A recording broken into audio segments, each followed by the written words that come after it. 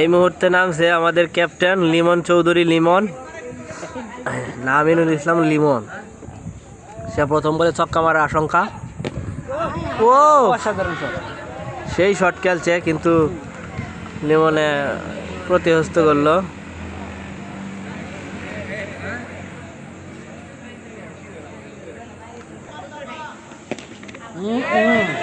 এই মুহূর্তে ক্যাচ ধরবে বিপক্ষে দল, কিন্তু ধরতে পারে নাই। এই মুহূর্তে ক্যাপ্টেন আবার বাড়ি দিবে। ও অসাধারণ,